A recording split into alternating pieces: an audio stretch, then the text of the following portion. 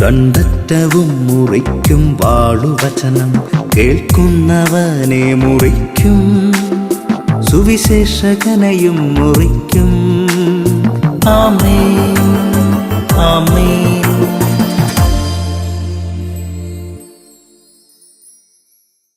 യേശുവിന്റെ ഏറ്റവും പ്രിയപ്പെട്ട മകനെ, മകളെ, എസ്രായിയുടെ പുസ്തകം 7-ാം അധ്യായം 6-ാം വാക്യം. കർത്താവിന്റെ കരം അവന്റെ കൂടെ ഉണ്ടായിരുന്നതിനാൽ അവൻ ആവശ്യപ്പെട്ടതെല്ലാം രാജാവ് അനുവദിച്ചു കൊടുത്തു.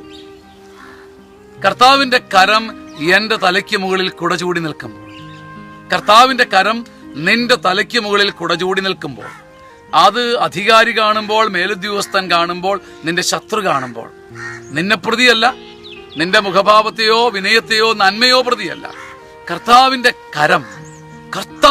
കരം നിന്റെ തലയ്ക്ക് മുകളിൽ മറക്കുട ചൂടി നിൽക്കുന്നത് കാണുമ്പോൾ നിനക്ക് ചുറ്റുമുള്ളവർക്ക് നിന്നോട് അനുകമ്പയും നന്മയും തോന്നാൻ ദൈവമിടയാക്കും.